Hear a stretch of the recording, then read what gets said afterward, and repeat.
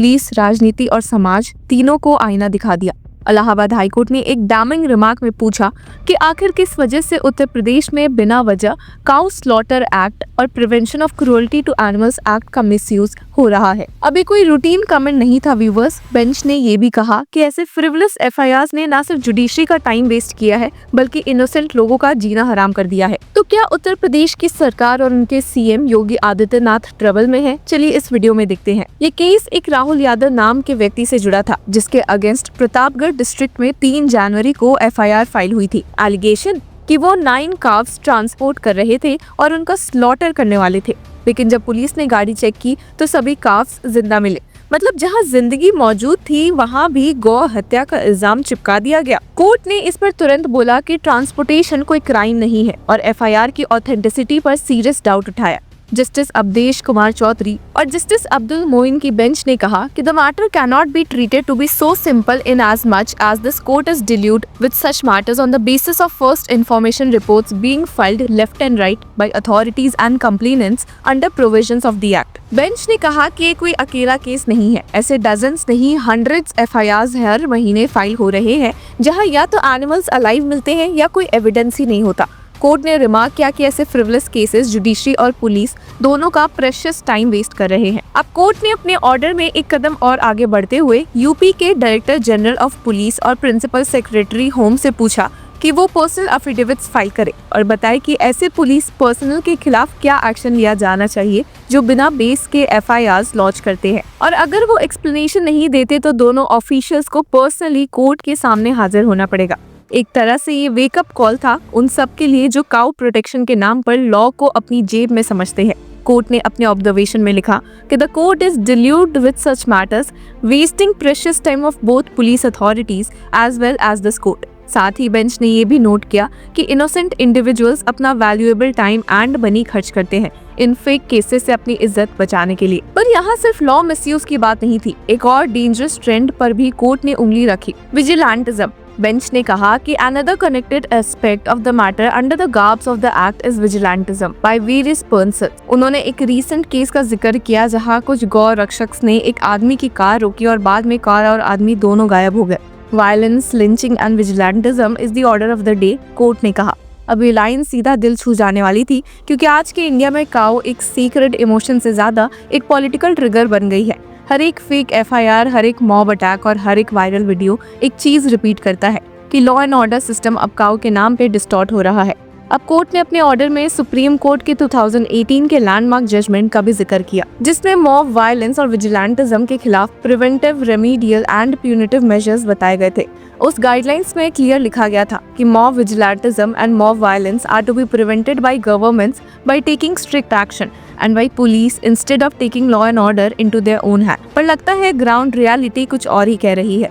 उत्तर प्रदेश जैसे राज्यों में काउ रिलेटेड एफआईआर्स कभी कभी पॉलिटिकल वेपन बन जाते हैं। किसी से पर्सनल दुश्मनी, गौ हत्या का केस चिपका दो, कोई राइवल बिजनेस, उस पर क्रूअल्टी का इल्जाम लगा दो। कोर्ट ने अपने टोन में इस चीज को शार्पली पॉइंट आउट किया कि अगर ऐसे एफआईआर्स पर इमीडिएट कर्ब नहीं लगाया गया तो जुडिशरी और लॉ एनफोर्समेंट दोनों अपनी क्रेडिबिलिटी खो देंगे। तो बेंच ने कहा कि वो इस मैटर को सिंपल नहीं समझ सकती क्योंकि एक सिस्टमिक प्रॉब्लम बन गया है। ऐसे केसेस हर डिस्ट्रिक्ट से आ रहे हैं जहां अक्यूज्ड लोगों को सिर्फ सस्पेशन पे पकड़ लिया जाता है। उसने यूपी गवर्नमेंट को वार्निंग टोन में बोला कि अगर अफिडेविट्स टाइमली नहीं फाइल किए गए तो डीजीपी और प्रिंसिपल सेक्रेटरी होम को पर्सनली अपीयर होना पड़ेगा। ये एक क्लियर सिग्नल था कि कोर्ट अब पेशेंस लूज कर चुकी है। अगर देखा जाए तो इलाहाबाद हाईकोर्ट के इस रिमार्क का इम्पैक्ट बहुत बड़ा हो सकता है। एक तरफ ये पुलिस अकाउंटेबिलिटी को फोर्स करेगा और दूसरी तरफ जुडिशरी के अंदर एक वाइडर डिबेट को इग्नाइट करेगा कि क्या काउ प्रोटेक्शन के नाम पर ह्यूमन राइट्स और रूल ऑफ लॉ को बाईपास किया जा सकता है। अब एक सीनियर एडवोकेट ने हियरिंग के बाद कहा भी कि this is not about religion, this is about misuse of law. The cow slaughter act is meant for prevention not prosecution. और सच भी यही है कि जब एक इनोसेंट ट्रांसपोर्टर पर इलीगल स्लॉटर का चार्ज लगता है तो सिर्फ एक इंडिविजुअल नहीं, एक पूरी सिस्टम की क्रेडिबिलिटी अंडर क्वेश्चन चली जाती है। तो कोर्ट के ऑब्जर्वेशन ने ये भी इनडायरेक्टली हाईलाइट किया कि मॉरल पुलिसिंग और रिलीजियस विजिलेंटिज्म दोनों लॉ के कॉन्ट्ररी है। सुप्रीम कोर्ट ने अपनी 2018 जजमेंट में भी कहा था, no citizen can take law into his own hands in the name of cow protection.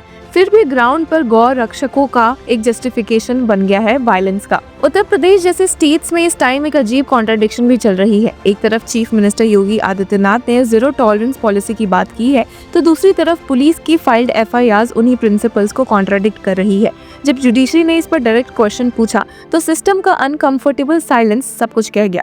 एक रिटायर्ड हाईकोर्ट जज ने कमेंट भी किया कि what the Allahabad High Court has said today is a reminder that cow protection laws cannot become instruments of oppression. Reality ये है कि 2017 के बाद से यूपी में काउ स्लॉटर एक्ट के नाम पर केसेस का एक सुनामी आया है। बहुत से रिपोर्ट्स ने दिखाया है कि अक्यूज्ड लोगों में ज्यादातर पुअर कम्युनिटीज या माइनॉरिटीज के लोग हैं। कोर्ट का ये रिमार्क उन सब एफआईआर्स के खिलाफ एक इनडायरेक्ट इंडाइटमेंट है जहां एविडेंस 0 और एक्यूजेशन 100%। अब सवाल ये है कि क्या यूपी पुलिस सच में अपने एफआईआर रजिस्ट्रेशन सिस्टम को रिव्यू करेगी? क्या डीजीपी और होम सेक्रेटरी अपने एफिडेविट्स में ऑनेस्ट एडमिशन देंगे या फिर एक और फॉर्मेलिटी बनकर रह जाएगा? कोर्ट ने क्लियर वार्निंग दी है कि the affidavits must explain the action proposed to be taken against such erring police officials and also show why direction should not be issued to prevent such FIRs in future. तो एक तरह से ये judiciary का एक moral stand भी है कि अगर लॉ को सेलेक्टिव तरीके से यूज किया गया तो वो अपना एसेंस खो देगा। यहाँ पर एक और बात इंटरेस्टिंग थी, कोर्ट ने वायलेंस, लिंचिंग एंड विजिलेंटिज्म को एक ही कंटेनम में रखा है। मतलब एफआईआर से लेकर मॉब अटैक तक सब एक ही डेंजरस पैटर्न के सिम्टम्स है। और जब बेंच ने कहा कि violence, lynching and vigilantism is the order of the day, तो ये सिर्फ यूपी के लिए नहीं पूरे देश के लिए एक वार्निंग थी। तो पर्सनली अपीयर करना होगा। ये अनप्रेसिडेंटेड डायरेक्शन एक सिंबॉलिक मैसेज भी है कि जुडिशरी अब गौ रक्षक पॉलिटिक्स के मिसयूज को लाइटली नहीं लेगी।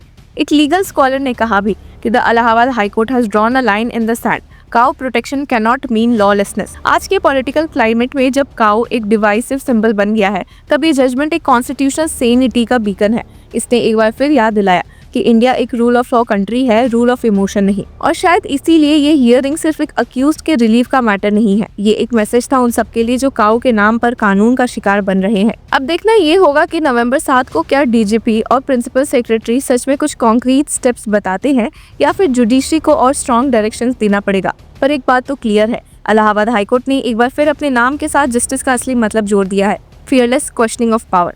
और इस बार सवाल था सीधा और कातिलाना, काउ प्रोटेक्शन के नाम पर क्या हम इंसानियत का कत्ल कर रहे हैं? तो व्यूअर्स, आपकी क्या राय है हमें कमेंट सेक्शन में जरूर बताएं और तब तक के लिए कीप फॉलोइंग लॉ चक्रा।